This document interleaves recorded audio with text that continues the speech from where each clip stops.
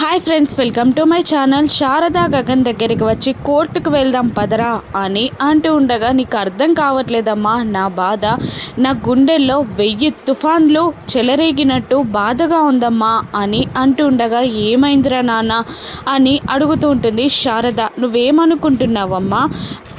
భూమి నిజంగానే ఆ శరత్చంద్ర కూతురని నువ్వు అనుకుంటున్నావా అని అనగానే, అదేంట్రా నాన్న, అది రుజువైతేనే కదా ఈరోజు కోర్టు నుండి భూమికి ఫేవర్గా తీర్పు వస్తుంది, భూమి శిక్ష నుండి తప్పించుకుంటుంది, తను నేరం చేయలేదని ప్రూవ్ అవుతుంది అని శారద అంటూ ఉండగా, ఒక సాడ్ స్మైల్ ఇచ్చి గగన్ ఇలా అంటుంటాడు. భూమి చిన్న చీమకి కూడా అపరాధం చెయ్యదమ్మా, తను ఒక మనిషిని చంపిందంటే అలా నమ్మడం ఎలా అమ్మా?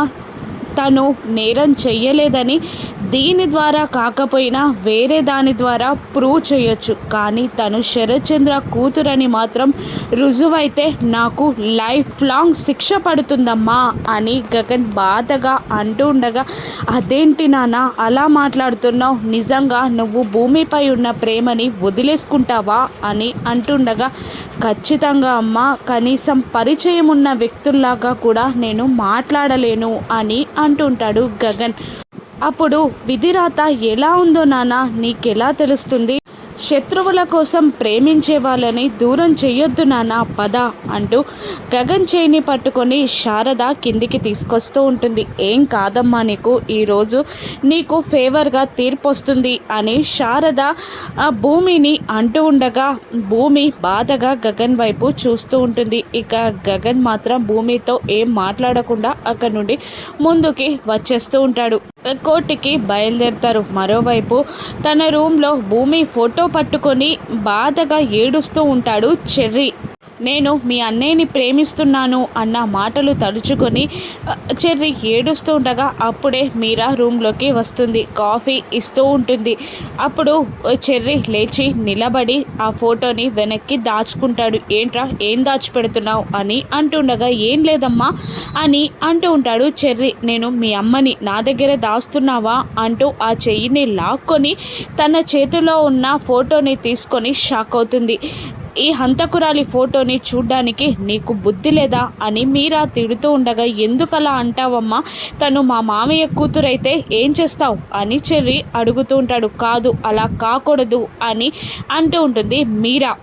లేదు, ఖచ్చితంగా తను మామయ్య కూతురని నేను నమ్ముతాను, అప్పుడేం చేస్తావు అని చెర్రీ అంటుండగా, అది కనుక ప్రూవ్ అయితే భూమిని నీకిచ్చి పెళ్లి చేస్తా అని మీరా చెర్రీతో అనగానే చెర్రీ చాలా సంబరపడిపోతూ ఉంటాడు. ఇక మరోవైపు కేపీ హుషారుగా కిందికి దిగగా అపూర్వ అక్కడికి వస్తుంది. ఏంటి కేపీ, చాలా హుషారుగా ఉన్నట్టున్నావు అని అపూర్వ అడుగుతుండగా, ఎందుకు హుషారుగా ఉండను, ఈరోజు భూమి ఈ ఇంటి వారసురాలిగా ఇక్కడికి రాబోతుంది కదా అని అంటూ ఉంటాడు కేపీ.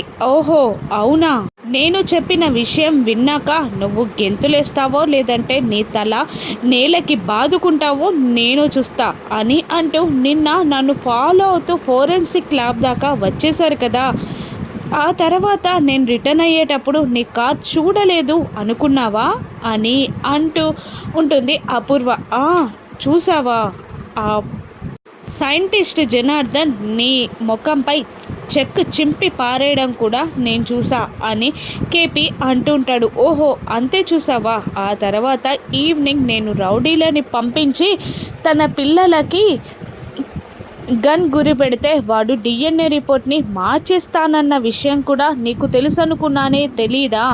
ఈరోజు ఆ DNA రిపోర్ట్ మారిపోవడం, భూమి నేరస్తురాలిగా రుజువు అవ్వడం, ఆ తర్వాత జైల్లో నేను పంపిన లేడీ కిలాడీ చేతిలో భూమి చావడం అన్నీ ఒక్కొక్కటిగా జరిగిపోతాయి. అప్పుడు ఏం చేస్తావు, నీ తలని నేలకి బాదుకుంటావో గెంతులేస్తావో నేను చూస్తా అని అంటూ ఉంటుంది అపూర్వ. అప్పుడు గోరెంటాకు అక్కడికి వస్తుంది. ఏమైందమ్మా అని అడుగుతుండగా, కేపీకి విషయం చెప్పాను పిన్ని అని అంటూ ఉంటుంది అపూర్వ.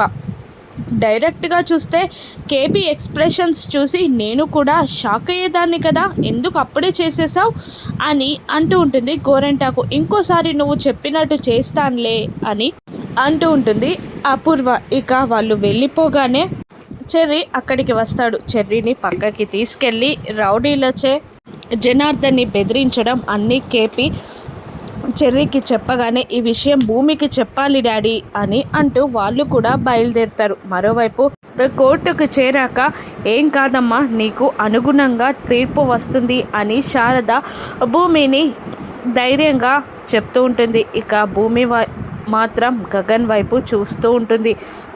అప్పుడే అపూర్వ, నక్షత్ర గోరెంటాకు వచ్చి వాళ్ళని కన్నింగ్గా చూస్తూ లోపలికి వెళ్ళిపోతారు. ఆ తర్వాత కేపీ, చెర్రీ కూడా అక్కడికి వస్తారు.